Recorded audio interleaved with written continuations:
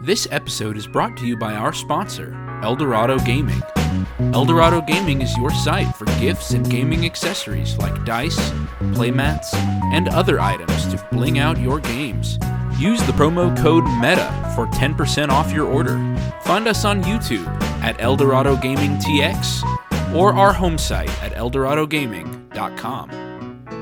Here at My Mythical Meta, we talk about gaming with friends and strangers, resolving conflicts, and keeping game nights fun, interesting, and recurring.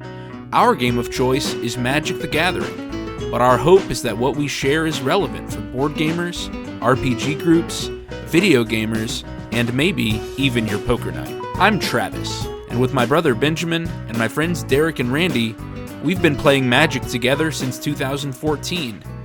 The secret to a healthy meta is not in the game you play, it's being good friends. Subscribe to My Mythical Meta, presented by Eldorado Gaming, wherever you get your podcasts. Welcome back to My Mythical Meta. My name is Travis, and I'm joined this week by my brother Benjamin. Hello. And my friend Derek. Hello. Randy was going to join us today, but he got food poisoning earlier this week. He has a hurt tummy. Yeah, his tummy no feel good. Yeah. And he just finished moving. He told us he literally turned his keys from his old apartment in today. So we're giving him one more day. The universe is giving him one more off week. And next week, we'll force him to podcast with us no matter what. Yeah, if he misses next week, he loses his health insurance. We'll take away his $5. Yeah, exactly. Derek, we have a Christmas gift ready for y'all. Oh, yeah? A Christmas bonus. Yeah. But Randy has to podcast again in order to earn it. Oh, God. For both of you. Ah! If Randy doesn't podcast again, it affects your bonus. I quit. Derek, you're in charge of him. You are your brother's keeper. Ah.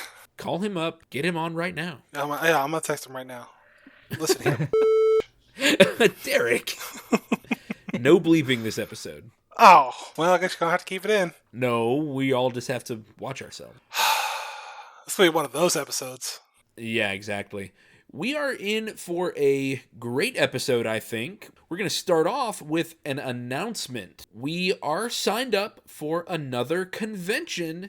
We are going to be at TCGCon Houston. Yay! In 2024. That's February 10th and 11th at the George R. Brown Convention Center. We finally get to stay nice and local here in the Houston area.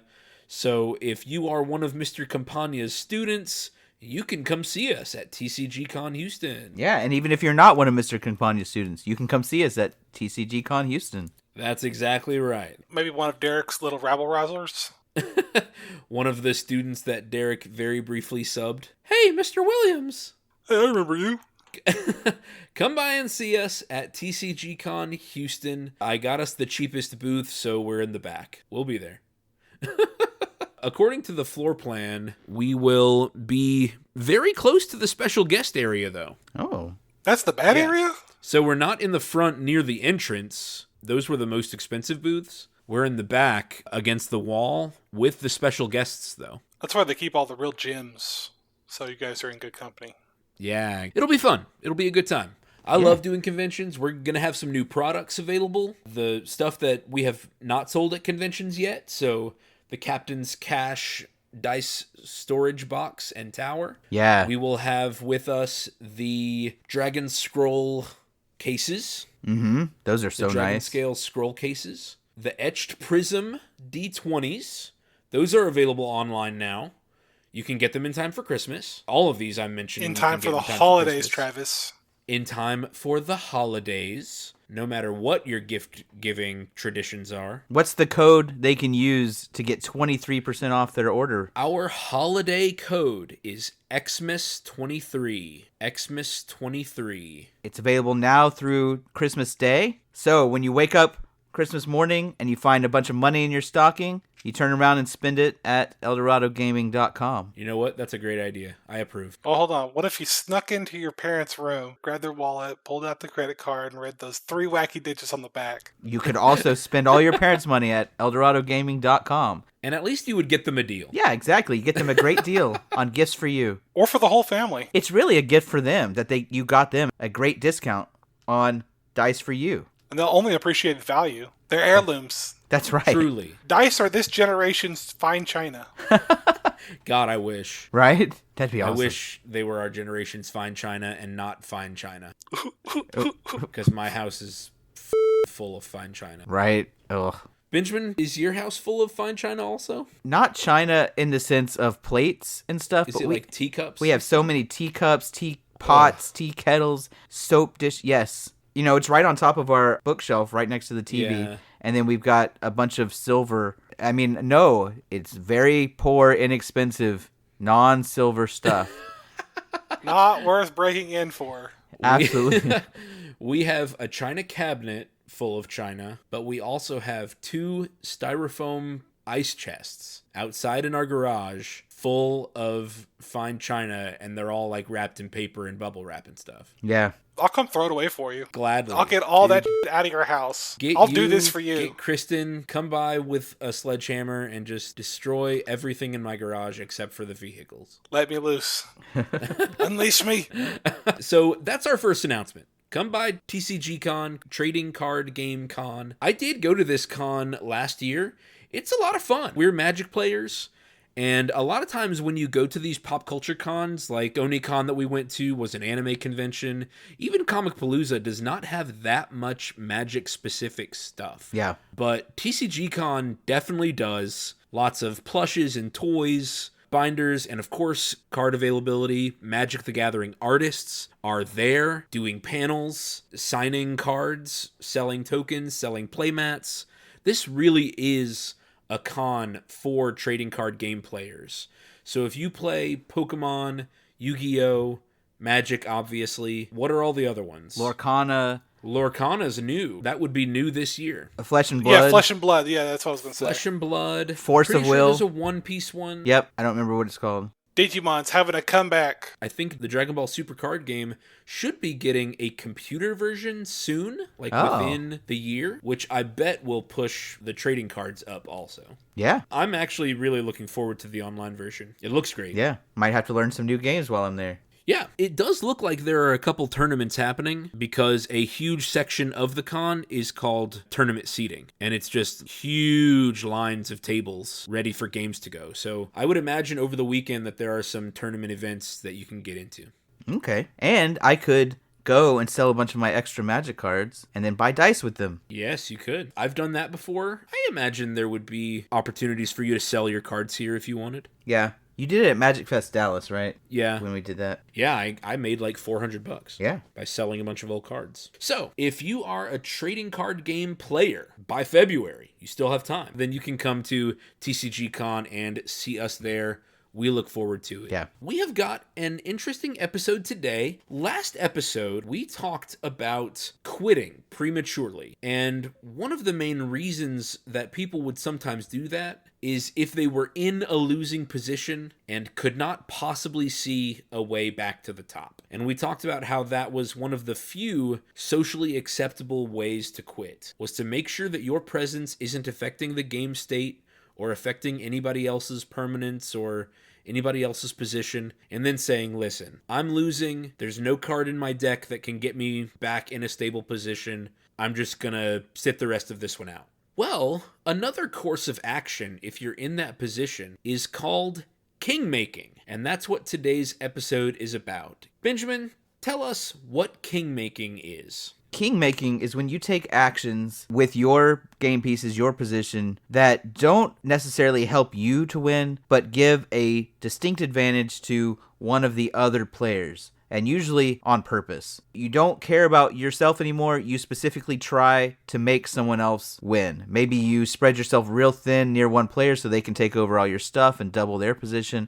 Maybe you go all out at a particular player to weaken them so that someone else can mop up. Maybe you blow all your removal on somebody's board, leaving them wide open for someone else. There's lots of different ways to king make, but it's where you do things that are not strategically advantageous to you in an effort to specifically help or specifically hurt other players. Do y'all remember in Star Wars Rise of Skywalker, whichever the last one was, when they find out that General Hux was the mole or the informant or whatever? That's right, yeah. And they said, "You're helping us?" It's like, or like I don't know what they said, but he's like, "I don't want to help you. I want Kylo to lose," or whatever. Something so he like says that, something along those lines. Yeah. Yeah, and that kind of is what Kingmaking is. It's saying, I don't care about my own position anymore. I know that I'm going to lose, or I know that I don't have a choice. There are still a few actions I can make that can affect the outcome while I'm still in this game. I can choose who can win. I can do whatever's in my power to favor a player in order to help them. Yeah. So why do people do that? I think the way I do it the most often is if I've been slighted perhaps more than one time by the same person, or maybe I'm still holding a grudge from a previous game, I just want to see you suffer. So I'm going to help your opponents make you miserable. And it's not good. It's not a good thing to do, but that's a reason why they do it. I do think it's okay with your friends, because it builds up on that sense of rivalry, that history that you might have with a certain player. I mean, I've seen Derek and Randy do this lots of times. It's just saying, I don't want Randy to win, and so I'm going to blow my last bits of removal on his stuff before I die. Yeah. I will say that there are lots of people online who will do this, what they say is strategically, similar to what we talked about last week, where people say that they concede strategically. There are people who say, well, I'm not going to concede. I'm going to do more. I'm going to go all out at you, even if it means I lose, so that you learn to not attack me in the future. Yeah, and we briefly talked about this all the way back in episode 2, and we called it going nuclear. A complete disregard for one's own standing in the game, and just spending every resource they have to take one particular player down. Even though this is a multiplayer game with several opponents, going nuclear means focusing all of your efforts on one player. And Kingmaking often looks like this. In the position where you have removal to spend, you have resources that can help to harm somebody's position. Well, that would be what Kingmaking looks like. Making one person exceptionally weak so that the new quote-unquote king, the new top player, can emerge. Yeah. Some other reasons people might king make, if they make a deal, they're like, look, I realize I'm dead. There's no way for me to stay in the game. But if someone's willing to keep me in a little bit longer, protect me, or whatever, you say, I will play all my cards against this player if you'll not attack me, if you'll protect me for a turn or two. Sometimes that's just a way to keep playing the game, to continue to have fun, right? You're basically making a deal to have fun. But sometimes they're trying to be strategic, hoping that by taking out a third player and making a deal with someone who won't attack them, they can change the board state such that maybe they're drawing live again. Yeah. So it just looks like Kingmaking. This, I think, is my most common way to Kingmake. If someone has me dead on board, which just means they clearly have the creatures that have more power than my life total, and I don't have enough blockers for it. Or say they have some other combination of cards on the field where they can take me out whenever they want. One of Randy's favorite cards, I wish he was here for this conversation, is Aetherflux Reservoir. Battle Chestnut. Yep. Aetherflux Reservoir is a 4-mana artifact, and its first ability says that you gain life for each spell you cast. So you gain 1 life for each spell you cast and each spell you cast before it, which is not really as impactful as its second ability. Its second ability is the one that Randy knows how to use the best. It says, pay 50 life, Aetherflux Reservoir deals 50 damage to an opponent. Well, most of Randy's decks are life gain decks, or even if it's not most of his decks, it's a strategy that he uses really well. And so if he has more than 50 life, in some cases 70, 90, 100, if he has enough life to spend 50 and just blast somebody down, it's basically like he has this laser beam pointed at anybody's head. And when that happens, I'm usually one of the first people to say, listen, I want to stay alive. What do you want me to do? I'll be your slave for the rest of the game. Yeah, you're the one on your knees kissing the feet. Yeah, because I want to stay in this game a little bit longer. And if somebody has me dead on board, that is something I can do, is say, well, listen, I can help you out. I can spend my removal on one of your other enemies. Just kill me last. And that's something you'll see online in Reddit. Mm-hmm. This is a type of deal that you'll see with content creators, I think. People who are doing like live Commander gameplay and stuff. Because it's kind of funny in that position. To have somebody who says, listen, there's nothing I can do, but I do still want to stay in this game and make jokes and play cards and make content. So they'll say, listen, just point me at whoever you want me to attack or whatever. Every time I do this, I am still thinking in the back of my mind, maybe in one of these turns that I'm left alive, I can draw the card that gets me out. Draw one bit of removal, one Swords to Plowshares, which is, sorry, I was told once by a listener that I need to explain more cards. Swords to Plowshares is 1 white mana. It's very cheap, and that's why it's a very popular and very powerful spell to play. And it gets rid of a creature, and it exiles it completely. So it doesn't go to the graveyard. It exiles a creature completely. Your opponent gains life equal to the power of the creature that was exiled. But that's it. In almost all cases, that's a price you're willing to pay. That's a gift you're willing to give them in order to get rid of a huge threat. So I'm hoping, if I'm in the game at all, that I can draw one more card that can put me back on top, that I can find some way to stay alive. What's that one card? There's an ability on some cards that said while it's on the stack, people can't do stuff. Split second? What? Split second. Split second. It's an That's ability what I'm called looking for. Split Second. That means your opponents can't respond to it after you cast it. Yeah, so we were playing Magic this weekend, and Randy had out Aetherflux Reservoir, and he's sitting across from me, and he was talking about how he always tries to get enough life so that if someone does something in response, he blasts them for 50, and in response they do like Teferi's Protection, which basically says you can't lose life and you gain protection from everything, etc. And I was thinking that a card that you could use to draw out of that situation is a Croson Grip, which has Split Second. You can destroy his Aetherflux Reservoir, and he can't respond by blasting you for 50. Yeah, I mean, there are cards that can get you back into the game. Now, we're kind of talking about Magic because that's the game we play most often, but Kingmaking can happen in lots of games. Any free-for-all multiplayer game can have an element of Kingmaking. Yep. Benjamin, you mentioned in Risk, intentionally spreading yourself out so that you only have one soldier in each of your territories. That way, one of your enemies could easily sweep through your territory. Yeah, what this might end up looking like is, let's say you've been building up in Australia, and one of your opponents has taken all of North America and South America, and another of your opponent has Europe and Africa, and everyone's fighting in Asia. Well, you're going to lose that, right? Because they're getting 7 or 8 extra armies a turn, and you're getting 2 extra armies a turn. You're never going to win. So now you can choose which one you want to let win. By basically giving them Australia, you kind of attack in their direction and leave one soldier available so they can swoop in, and now they're getting the extra armies. Right. And it strengthens their position a little bit. That's one way to do it. You could also just take your big force that you've kind of amassed there in New Guinea or whatever and move it. Say, go hole up in Japan and leave it open for the next player to swoop in and take it. If you get kind of deep into the risk strategy, you can actually not spend your cards. If you know that, hey, spending my cards isn't going to get me back in this, I might be able to briefly hold Asia before they swoop in and knock me back down, and I'm still only getting 2 extra armies a turn, and they're still getting more. Instead, you hold your cards and make yourself available to be killed by one or the other person, and then they get your cards. Yeah, that's right. I guess that's true. And then they have... Instead of spending your cards in your last-ditch effort to stay alive, you hold on to them so that the person who kills you gets them. Yep, those are some ways that you can Kingmake and Risk. And honestly, doing that, if you're one of the people still in it, it can feel pretty bad. Yeah. Especially if you felt like you were winning before that and the other person ends up winning not through superior play, but because the third person just chose which player was going to win. Yeah. And that's kind of why this is a topic at all, because it can create some sticky situations where it looks like favoritism or it looks like preference to certain people. And that kind of brings us back to the reason why some people Kingmake. Sometimes it's relationship goals. People want to increase their standing with a certain person outside the game. Yeah, I saw that so much in college, and especially in law school when I lived at a co-op where there were, men and women living there. Yeah, lots of men and women. You lived in your gaming commune.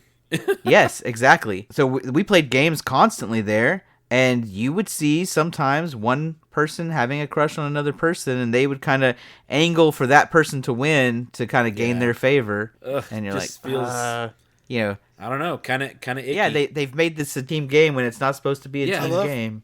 Back in the day, playing Xbox, like Halo 3 or Battlefield 3 or something like that, Call of Duty, when one of these like little kids or whatever finds out that one of their teammates is a girl, and they'll just protect her, they'll fight, they'll do all this stuff. Oh my lord! Just to like get attention or whatever. Oh boy, Yeah. Crazy. Get down, milady. They'll give them like all the best gear and all the best weapons and stuff. Yeah, there are some other reasons people king make too. Like, yes, you can do it to try to create a relationship or increase your standing, but sometimes it just feels good to have an impact on the game. You know, even in your final action or your last breath, it can feel good to say, I'm making one more choice that matters. Right, you go out on your terms. Rather than just giving up. What do y'all think about that? Is that better than just saying, well, I lost? Is it better to make a final choice, or? I mean, if it's between getting eaten by some kind of gigantic snake or shooting myself in the head, I'd definitely rather king make myself. I mean, I have seen people do the, I'm going to play Sign in Blood and target myself. Right. Kill myself with my last 2 lives. Yeah. Well, I don't know. I go back and forth on kingmaking generally. Like, obviously, the more often you're the player in the lead when someone chooses to kingmake, the more often it's going to feel bad for you. That's true. Obviously, if you're the person losing and you're the person getting to kingmake it gives you a sense of power that maybe you didn't have before. Hey, people are going to have to cater to my wishes because they know that if I get into the position where I'm too weak, I get to choose the winner. I don't get to choose myself, but I get to choose who is the winner. And so maybe people will be nicer to me. Maybe they'll bring me some chips every once in a while. Maybe they'll buy me a fudge round. Yeah. Or maybe they'll look out for me in the next game or something like that. Yeah, maybe. I mean, just that sense of power. Some people get that sense of power from winning, but some people get that sense of power from kingmaking. It's just a different thing. Different rush. Yeah. And if you're not the one who wins often, that might be your only way to get that sense of power from a game, is to be able to affect the outcome. So some people enjoy being alphas and some people enjoy being betas, is what I'm hearing. Yes. Well, that's true. I love to be submissive. I prefer it. Oh, no. Anyways. Welcome to my mythical relationship. I'm your host. I will say, as the person who is often towards the front of the pack in a game till the end, I don't necessarily win a lot of games, especially when Sarah's playing. But as someone who's often towards the lead, I don't like kingmaking, because I feel like it tends to go, either they help me, in which case I don't feel the rush of having won on my own, or they help someone else, in which I feel like I lost due to out-of-game issues. Even though this is an in-game thing, you know, it was based on a non-strategic choice. Yeah. It basically just, it cheapens everything. And so when I'm in the position to kingmake, I tend to look at it like this. I want the game to feel like a proxy for a real story. Mm-hmm. And so most of the time in the real world, if a country is fighting a losing war, they don't go nuclear, right? Yeah. They don't just say, we're going to blow up. Well, no. The only country that has ever gone nuclear was winning at the time. I guess that's fair. Right? Countries don't go scorched earth on themselves. Exactly. And they especially don't scorch their own territory. Yeah. Well, now hold on. Historically, famously, the Confederates did scorch their own earth so that way the Union soldiers couldn't have it. Sure. Salt the ground, burn the crops. Ugh. Yeah. Confederates. I think, though, that the idea was that doing that would interrupt the supply lines so that they could regroup further away from the Union. Yeah. Right? It supposedly would have a long-term advantage. And when they found out that they actually could not win, they surrendered and then started taking advantage of the Union for resources and supplies and paying their debts and all that stuff, right? In the real world, kingmaking takes the form of, I actually do subject myself to you, to the person who actually was already winning, right? So, for example, if there actually is a World War III and the whole world is at war and it comes down to 3 or 4 great powers who are dominating the continents, and I realize that I'm not winning this war, I wouldn't pick one of them and give all my stuff to them. Now, I might ally with them, and they might accept my alliance, but that's for my own preservation. I'm going to stay alive, right? I'm going to extract a favor from them in exchange for my alliance, and the game is not going to end. In the real world, games don't end, right? These are what we call continuous games, I think, is what game theory calls it, where there is no end and you play for the long-term survival. Of course, games have to end, and I think we've mentioned that many times before, and there needs to be a winner, and so it's never going to be a true proxy for the real world. But I hate when someone takes a non-strategic action that also would never happen. Right? Basically, it takes the suspension of disbelief out of the game in addition to making the win feel cheap, regardless of who did it. So I will only kingmake if I feel like it's something I would legitimately do in the real world, right? I will make an alliance with the winner if it means I can survive to the end of the game, till scoring, or something like that. But I won't just go all out and risk leaving myself weak and give my countries to someone else. I'm going to make them fight me with me doing my best and hope the dice turn out in my favor against all odds. Because that's what a real country hold up in Australia would do. Yeah. One thing I realized I do in EDH, I don't really do it in other things, but I'm a sucker for the underdog. And if I know I'm going out, like, hey, get that last bit in, get that last bit of advantage you can on me. And, I think the last time I remember doing it is when we were doing our secret 5 CMC decks. And Randy was playing Ural, the one that Travis made, against... Ural the Mystic. Against... I don't know. Would this have been against Kenrith? Oh, yeah. I think Benjamin was playing my Kenrith. That's what it was. Yeah. And Benjamin was dominating almost all game. Yeah, it was a good deck. And I just really wanted to see Randy come from behind and pull it off. And I don't think I even had anything to offer him except for like maybe getting some advantage by dealing combat damage or something like that. Maybe like a lifelink. Yeah, but I would have let him have it. Or a card draw or something like that. Just to see if the underdog could pull it off. Which I know it's what you're talking about, how you don't like that, Benjamin. I think that situation is fine because we were all playing with each other's decks and it was to have fun. Yeah. And we're playing in such a long-term meta. If we're making choices to try to even the win percentages a little bit, I feel like that's different. The cosmic scales of balance. Yes, we're in the game. But if this was a real-world story, the 4 of us are not our commanders. We're watching the commanders. We're their deities or their avatars or whatever, and we're advising them on how to stomp the competition, and we take a higher position. We don't necessarily care about the outcome of one game. We care about the outcome of the long-term war. It's like Warhammer. Yes, we are the 4 chaos gods. Hell yeah. And so in that situation... Dibs on Nurgle. Dibs on the cool one. Korn, the red one? Probably. Is he Skull for the Skull Throne, Blood for the Blood God? Yes, that's him. Benjamin, I think you're very Zinch. I don't know anything about Warhammer either. Zinch is the god of change. Oh, yeah, okay. So he's all about plans and scheming and transformation. And then the last one is Slanesh, who is the god of excess. Partying and vices. Yeah. Well, hold on. That's definitely not you, Derek. I guess that's true. You don't live to excess. You don't live life on Well, not when it involves money, but when it involves anything else. My devil-may-care attitude. Anyway, the Warhammer 40k lore does include like this great cosmic game that lasts for eons. And that's what our meta is. We're the cosmic entity with an ongoing game or an ongoing war. And our commanders are just our little pawns in this ongoing game. And in that sense, our ultimate goal isn't to annihilate one another, it's to achieve balance. It's to maintain the game. And so playing a Kingmaker where it's like, I want this person to win because maybe they haven't won in a while, or that person wins too much, something like that.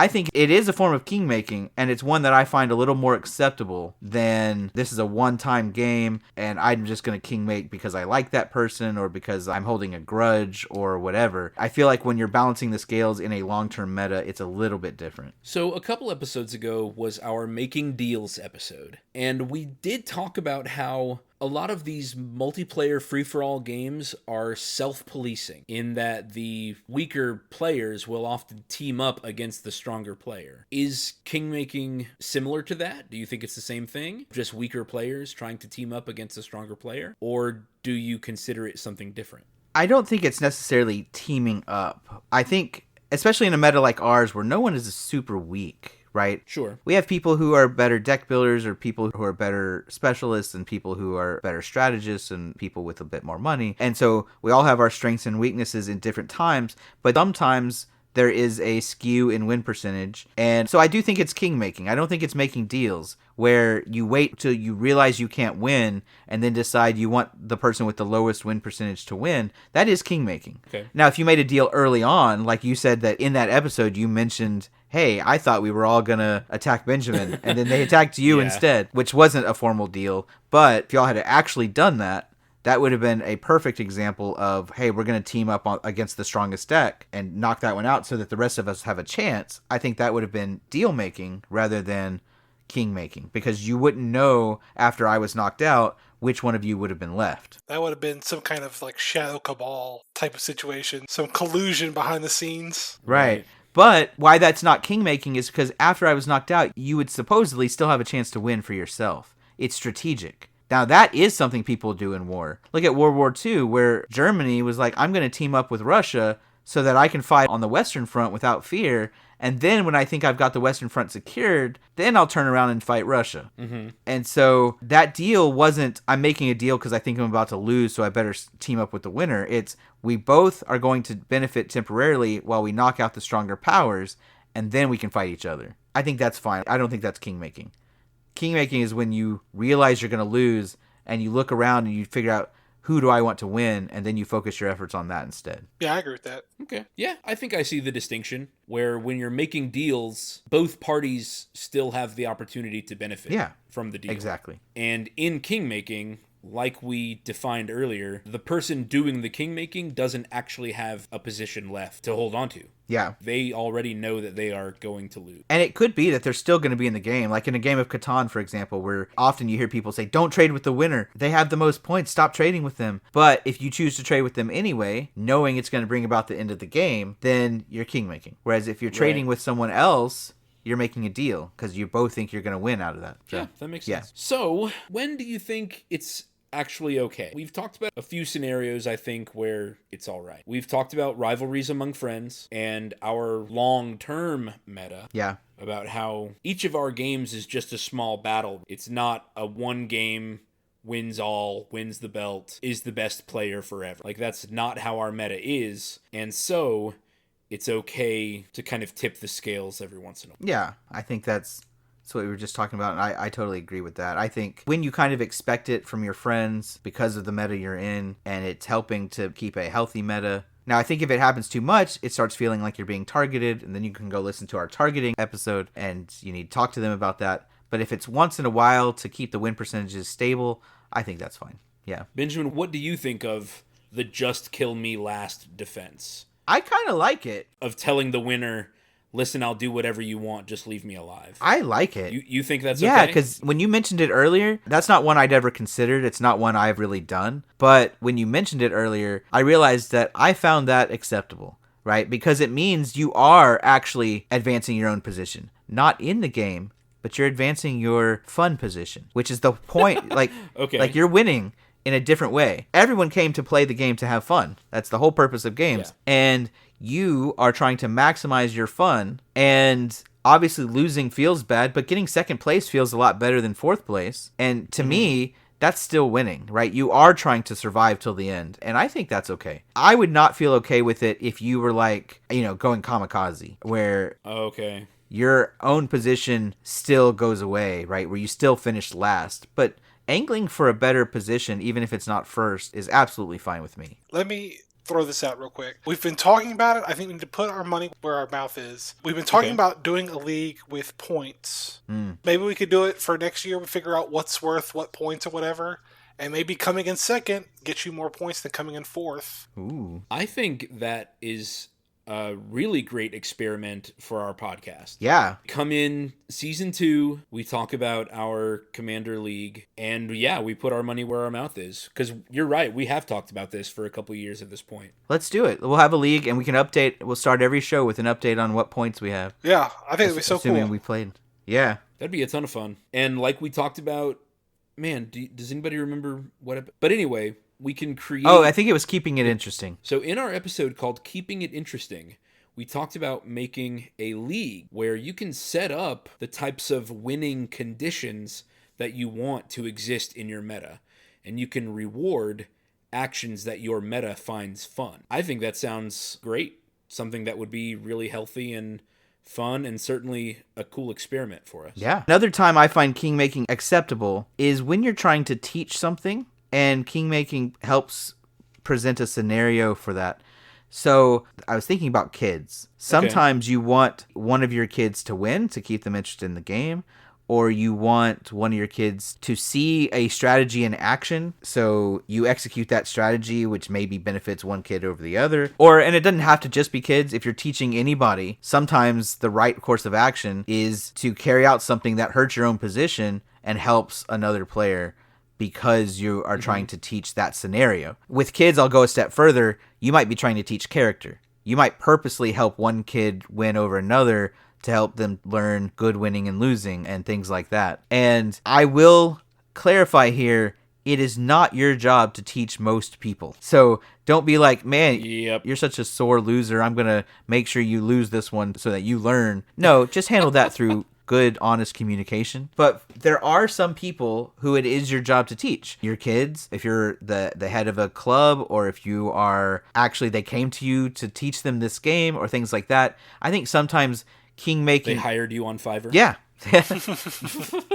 and in those situations, I think kingmaking can be appropriate to progress someone's understanding of the game. Derek, when do you think it's okay to make a king? I think if you and your buddies just fought for Middle Earth at the Black Gate to give Frodo time, and then you all come back to Minas Tirith. What is the city called? Is it Minas Tirith? I think that's right. And you're all having a big party, and then the wizard puts the crown on your head. The white tree of Gondor. Gandalf gives the crown to Aragorn, the rightful heir of Gondor, and I think that's one of the classic ways of kingmaking that is okay. When you're a lady in a lake distributing swords? Yeah, classic kingmaking. That is socially acceptable way of making. I guess depends on your opinion. Some people would say that's no king of mine. That's no way to choose no basis for a system of government. Yeah. We've discussed sometimes where it's okay, sometimes it's not. I do think there are some where it's almost always unacceptable to kingmake. My first instinct here was with strangers. Yeah. If you are in a pod where you don't know any of the other people, I really think you should just kind of play your own game, lose when you lose, and that's it. Yeah. Don't kingmake. Unless you want to make them feel included. Don't kingmake against them at least. Right. Yeah. Don't go nuclear. I don't think kingmaking looks great among strangers. I think it looks even worse if you and your buddy were playing with two other strangers. Like, again, the premise of the game is that it's a free-for-all, 1 versus 1 versus 1 versus 1. Yeah. If you want to do teams, play Two-Headed Giant. There is a magic format for that. There are rules to accommodate that. Yeah, we played Emperor this weekend. Yeah, and it was a lot of fun. It was.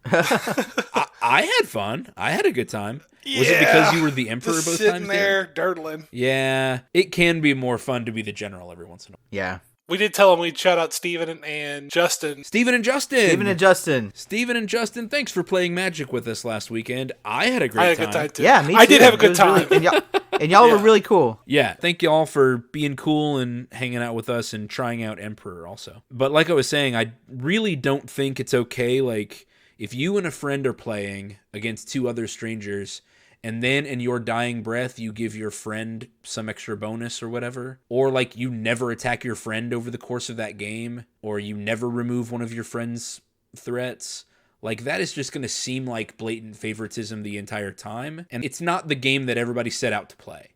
If everybody agreed at the start that it was a 1v1v1v1, a free-for-all multiplayer game, then you should try your best in your threat assessment to treat it that way. Yeah, definitely. I also don't think it's acceptable in a competitive environment, playing CDDH or in any sort of tournament, which is why us doing a league system is going to make this interesting, especially if there's stakes or prizes on the line or something. I think it just feels slimy, and it really undermines the competitive nature to do something non-strategic for yourself to help and basically what is an enemy, right? It's 1v1, 1v1. Okay, so I actually have an interesting story about this, and I would love y'all's opinion on it. Okay. So first, do y'all agree that in a competitive environment, it just doesn't feel right? Yes, but yes, I think I agree. Asterisks, if we're like playing like for some packs or whatever, and I know I'm going to go out, I might not necessarily help my teammate, but hurt the stranger if it meant one of you guys could win or something like that for like the packs. I don't know. I'm a corrupt dude though. I've got a very loose moral character. Don't listen to me. I think that in a competitive environment, I should not give anyone an inch. Yeah. Right? Right. And again, that's part of the social contract of CEDH, but certainly in 1v1 Magic, like any card that said you and your opponent draw a card, I just don't think that's good. Right. And I don't think I would play it in 1v1 Magic. Right. The reason I bring up competitive environments is because I can think of a situation where this has come up for me personally and with friends of mine. And that's when I was at the World Board Gaming Championship. I went with Daniel, who was a guest a few weeks ago, and his dad. The three of us went to Pennsylvania to play in the World Board Gaming Championships in several games. And one of the games we were all in was a game called Successors. And the Successors tournament was real interesting because it's a 4-player game. And in the preliminary round, there were however many games, I don't remember, 5 or 6. And then the top 2 finishers from each game went to the next round. We all advanced from prelims to semis. And in semis, I and his dad were in the same game against 2 strangers. So this has happened to you? Yes. Yeah. The top 2 players from this game get to go to the finals against the top 2 players from the other game. So it must have been 4 games from the previous round. Okay. Top 2 players from this game get to go, or maybe it was even just top player. Maybe there were 4. I don't remember. So if you are not going to win, there does feel like there's some incentives to try to get your friend to win so that your little group is represented in the finals. Yeah. And so I ended up not winning that game. Daniel's dad did get to go to the finals. It was not because of me. Yeah, was he coming at you in the parking lot saying, why didn't you give me that extra army? No. Why didn't you help me out? No, the nature of the game was such that I was out of it pretty early because we were on opposite ends of the board, so we didn't really get to interact with each other very much. And one of the other players did this thing where he kind of spread himself real thin, but had me completely surrounded. And there's a mechanic in the game where if you attack another player, you lose some bonus if you attack first. Oh, so by completely surrounding me, he basically gave me the choice of you never get to expand or you lose your bonus. I wasn't prepared to deal with that, and basically I chose to lose the bonus, and it ended up hurting me for the rest of the game. So I never had a chance to affect the outcome of this game. But if it had come down to it, I think I might, going into the last round, knowing that scoring is going to happen at the end, might have chosen to attack the strangers instead of him. Yeah. I don't know. I feel like that's a morally gray area. Like, I don't necessarily think that's right, but also I might have done it. So I don't know. See, this is why we need more people leaving comments. Yes. Y'all leave comments if you think that Benjamin's situation, he should have attacked those strangers and not his friend's dad. Right. Derek, when else do you think it's socially unacceptable? When should we not make a king? In honor of Henry Kissinger dying today, it's not okay to king make democratically elected regimes. They throw the world into chaos. And they're awfully undemocratic. All right. Anything else y'all want to add on about kingmaking here? Any final thoughts? No. We've covered every facet of kingmaking possible. We truly have. There's no Reddit thread that could go more in depth than what we've done. Your one-stop shop. Guys, we are trolling Reddit so you don't have to. It's true. Okay, that's what this podcast is all about. And speaking of Reddit, it is time for news from the Warfront. All right. This was a fun one. I thought it was kind of cute, kind of funny. This is a post from our D&D, and this post is from a player who said that the DM metagamed against them, and they just needed to get it off their chest. It says, to keep a long story short, before combat, during initiative, my DM metagamed against me. I prepared an action to cast a spell. I think homebrew is important to read. Okay, all right. There's a homebrew second level spell that allows this person to swap places with a target within 30 feet. And they had prepared an action saying whenever a creature comes into range, they're going to cast this spell. Derek thinks it was important. Personally, I don't. I think most spells have a range of 30 feet. Yeah. And so it could have been anything. Yeah, I mean, that's fair. But this is kind of a spell with a pretty interesting effect that allows them to swap places with another creature. But anyway, the trigger is whenever a creature enters 30 feet, I want to swap places with them. So then, during this combat, the DM has his creatures run up, but then they stop at 35 feet away and take shots with their short bows. The other enemies that don't have ranged weapons, they also stop at 35 feet and begin running in a wide 30-foot circle around the player. The poster says that they are goblins. It says if they were intelligent enemies that had seen me fight before, maybe this would be understandable, but they were random goblins. It said I asked if they were particularly intelligent or acting strangely. They made an insight check with a result of 19, and the DM said, nope, you don't notice anything weird. This is just a goblin skirmishing party. And the poster does admit, hey, I just wanted to rant for a second. And they invite posters to share metagaming moments from their DMs too, times where they felt shorted or slighted. I love this post. I think it's adorable because I have certainly experienced this before. Like I mentioned, I want to say very early in our podcast with what we find fun and working with your gaming group, I made several mounted combat characters who used a horse and had mounted combat feats like lances and other stuff like that. I even had a character who took a specialty class and had a war rhinoceros. And sure enough, our DM sent us underground into a cave. So all of these mounted combat feats, resources, creatures that I had gotten and acquired, all of it was pretty much useless in the environment that we were adventuring in. So hearing somebody say, I prepared a spell that has a range of 30 feet, and then nobody ever entered 30 feet. I'm like, preach. I've been there. Yeah. What do you think? So my thing was, like you said, a homebrew spell. If the DM allowed it, I mean, okay, so for me, let me speak from my experience. I've said it before. I make up everything. You mean when you're a DM? Yeah, when I'm a DM, there's no thought behind my eyes. I just say, yes, and just keep it going. Yeah. So the DM may have gotten in over their head, speaking from experience. By creating a spell like that? By creating a spell like that, and we're not hearing the whole story, because maybe he's like, I want to teleport 30 feet so I can bash the brains in, one-shot a goblin, and then kill 3 others in the same turn or something like that. Yeah. Like, it might just have made his whole character overpowered or something like that the DM didn't know how else to balance. So that's my thought. It could also be that the DM wanted to shake things up. Maybe it's just like every fight is just the same. Teleport 30 feet. Okay, they're all dead. I don't know. Just maybe the DM's trying to keep it interesting. Yeah. Sure. I mean, that makes sense. I mean, being able to teleport directly into the mob, that's pretty good. Yeah. That's a pretty great ability. This poster doesn't say that there's specifically a spellcaster, so maybe they are a warlock or a paladin, or a fighter with gloves or something. And maybe they can just, sweep around and hit all of the archers at once. Yeah. We don't have that information. Benjamin, what do you think? I think I would definitely feel like this poster feels, as far as, hey, why are these non-ranged attackers going in a circle right outside of my trigger range? To me, that would just feel really awful, like somebody was using information they knew from outside the game to make things worse, right? Like a DM planning underground missions when I have a war rhinoceros. Yeah. And I think when I DM'd different games in high school, I think I fell into that same trap as a DM of being like, a feeling like I'm against the players.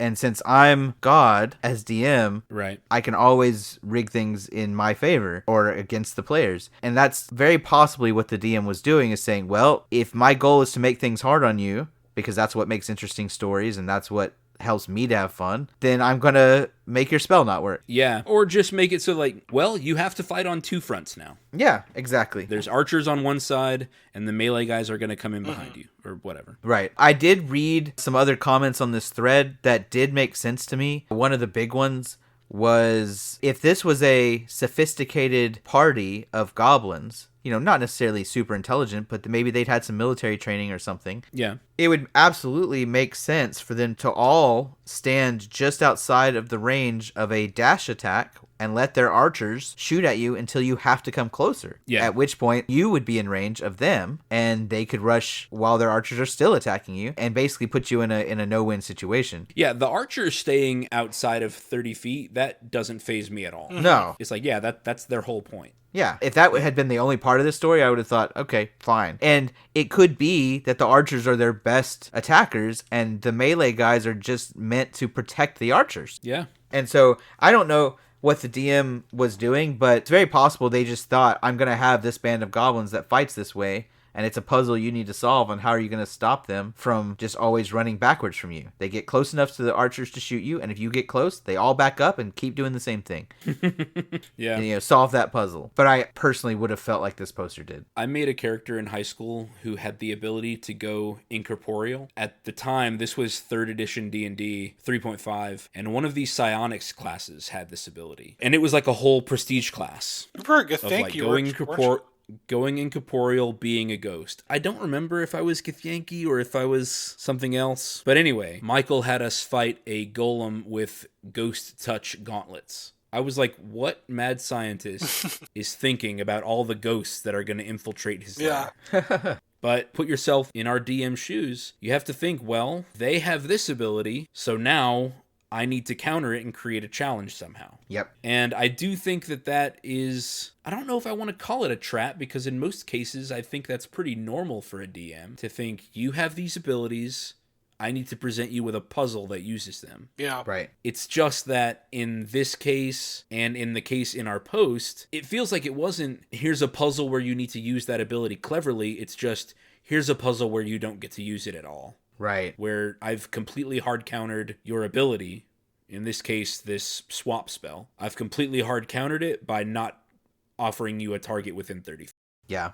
And I think there is a line that has to be drawn between never letting your players use their abilities and creating scenarios maybe where you nullify one player's ability at a time to let the others shine. Yeah. You know what? As Derek mentioned earlier, we don't hear all of the story. It's very possible that this guy has been shining in every encounter using his homebrew spells and whatever. And so the DM says, you know what? It's someone else's turn to win this battle. Yeah. Everybody's going to stay 35 feet from you always.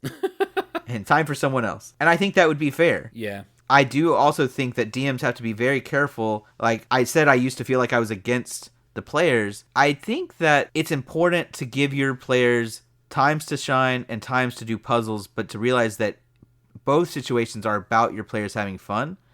And if your player had a cool concept for a character, you should let them use that concept a few times before you start nullifying them. Yep. So I don't know how many times this person had gotten to use this spell before, but if this was the first time that they actually got into combat and they're getting ready to use it, I think the DM messed up because they created a feel-bad moment. Whereas if this person had gotten to use the spell, they had seen how cool it was, and now they're presented with the challenge, that's good storytelling. You keep going, and sometimes your spell doesn't work. Yeah. You can liken this to comic books, and I'll use Superman as an example, right? Yeah. The first few comics of Superman, or the first movie, or the first few episodes of a TV show of Superman are just going to show him showing off all his powers. He can fly, he can punch things, he can survive bullets, he can shoot laser vision. They just develop all his powers, and you get to go, oh, this guy's so cool, he can do all these cool things, and you don't introduce kryptonite until a few hours into the movie or until a few episodes in, and then you see how he reacts to that, right? Yeah. Yeah. And so I feel like that's the same thing here. It just all depends on how long this campaign's been going, what they've been doing, on whether or not this was acceptable behavior or not. But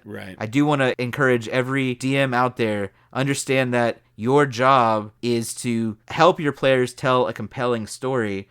And the compelling stories don't start by nullifying their abilities. It starts by establishing their abilities and helping them to have fun just with the character they've created. And then you start handicapping them and help the restrictions to breed further creativity. Yeah, I think that's a really great way to sum it up. We don't have all of the information, all of the intricacies and nuances of this situation, but it does demonstrate a key point that sometimes your players can feel like they've sunk points into something that they never got to use. And so you as the DM should allow them opportunities to use those abilities. Then you start introducing puzzles or challenges and pushing your players to solve something interesting by using that ability. Derek, anything you want to add here? No, I guess that's it. Very cool. Benjamin, hit us with some words of wisdom. Okay. This is an interesting topic for words of wisdom because Kingmaking doesn't really have a real life equivalent. And so I'm going to leave you with this. Your whole life should be about king-making the people around you. Putting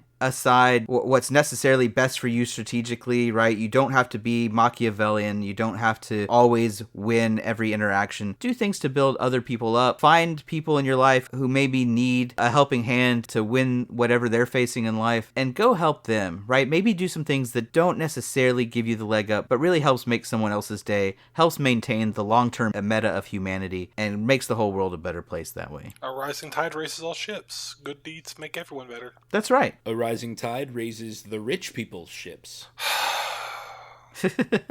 Everyone else Derek, drowns. I'm trying to help you out here. Everyone else drowns. I'm heated.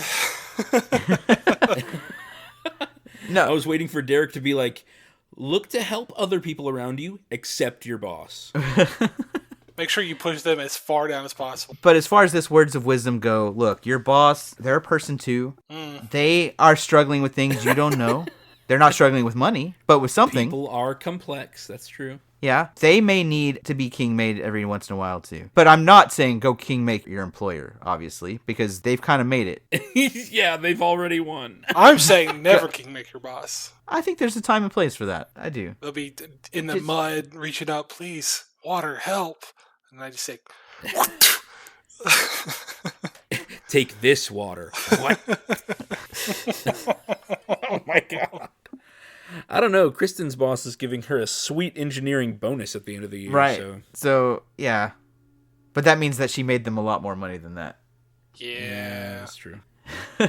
Remember that if you want to get in touch with us, you can, of course, leave comments on both the Spotify and the YouTube version and leave reviews on our Apple Podcast. Like I said, we want to hear what you think of Kingmaking. Do you think it's appropriate? Have you ever done it? In what situations have you considered or done an act like that in a game? And then, if you want to contact us and have your questions or your situations discussed by the Metapods, you can email us at mymythicalmeta@eldoradogaming.com. Thank you guys so much for listening. Don't forget to check out eldoradogaming.com for our holiday sales and use code XMIS23. Thank you for listening, and thank you guys for being my great friends. Have a great night. Night. You know, I had a realization a couple days ago that we say good night, but they may not be listening to this in the mornings, the afternoons. Yeah. Have a good rest of the day. There you go, Derek. All right. Goodbye, everybody. This episode was sponsored by Eldorado Gaming. Use the promo code META for 10% off your order. Please like, comment, subscribe, and share. This episode was edited by me, Travis Konishek, and our intro and outro music is by Tyler Heath of the Oh Hellos.